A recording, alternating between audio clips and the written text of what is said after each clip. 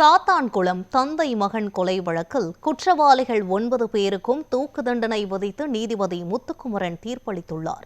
தூத்துக்குடி மாவட்டம் சாத்தான்குளம் பகுதி வணிகர்களான தந்தை ஜெயராஜ் மற்றும் மகன் ஃபெனிக்ஸ் ஆகிய இருவரையும் கடந்த 2020ஆம் ஆண்டு ஜூன் மாதம் காவல்துறை விசாரணைக்காக அழைத்து சென்று தாக்கியதில் இருவரும் உயிரிழந்தனர். இந்த வழக்கு தொடர்பான விசாரணை மதுரை மாவட்ட 1வது கூடுதல் நீதிமன்றத்தில் 5 ஆண்டுகளாக நடைபெற்றது.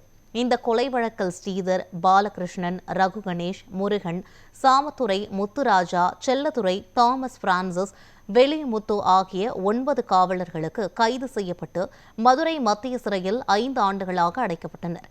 இந்த வழக்கை விசாரித்த நீதிபதி முத்துக்குமரன் குற்றம் சாட்டப்பட்ட 9 காவலர்களும் குற்றவாளிகளும் என கடந்த 23ஆம் தேதி தீர்ப்பு வாசித்தார்.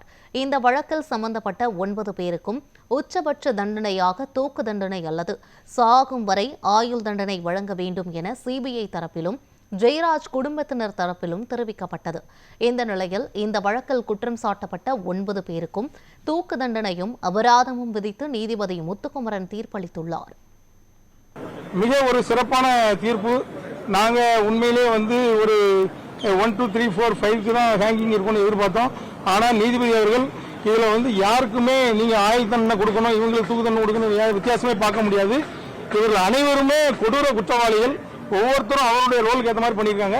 ஸோ இவர்களுக்கு 1 முதல் 9 குற்றவாளிகளுக்கும் தூக்கு தண்டனை வழங்கியிருப்பது உண்மையிலே வரலாற்று சிறப்புமிக்க தீர்ப்பு. உண்மையிலே இந்த நீதியரசர் அவர்களை நாங்கள் தலைவணங்கி வரவேற்கிறோம். அவருடைய பெயர் என்றைக்கும் இந்த மதுரை மாவட்டத்திலே பொன்னெழுத்துக்களால் பொறிக்கப்பட்டிருக்கும். தீர்ப்பு குறித்து பேட்டியளித்த ஜெயராஜின் குடும்பத்தினர் இந்த வழக்கிற்கு உறுதுணையாக இருந்த அனைவருக்கும் நன்றி தெரிவித்தனர்.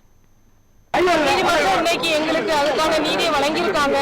இதுக்கு எங்களுக்கு உறுதுணையா இருந்த எல்லா மக்களுக்கும், ஏன்னா எங்க துன்பத்தை அவருடைய துன்பமா நினைச்சு எங்களுக்காக இன்னைக்கு வர இந்த நிமிஷம் வரை எங்களுக்காக சப்போர்ட் பண்ணாங்க. எல்லாருக்குமே எல்லா மக்களுக்கும் நான் நன்றி செலுத்துகிறேன். அதுக்கப்புறம் எல்லா சமுதாய மக்கள், எல்லா அமைப்புகள், அரசியல் அமைப்புகள், பொதுமக்கள், எங்க ஊர்ல உள்ள மக்கள் எல்லாம் போராட்டம் பண்ணதுனால மதுரை உயர் நீதிமன்றம் தானா முன்வந்து எடுத்ததுனால எங்களுக்கான நீதி கிடைச்சிருக்கு. நீதிமன்றத்துக்கு ரொம்ப நன்றி. இதுக்கு எங்களோட இதுவரை எங்களுக்கு உறுதுணையா இருந்த பத்திரிகை துறைகள், மீடியா, தொலைக்காட்சி மீடியா எல்லாருமே எங்களுக்கு இதுவரை சப்போர்ட்டா இருந்தாங்க. எல்லாருக்குமே நான் நன்றி சொல்றேன்.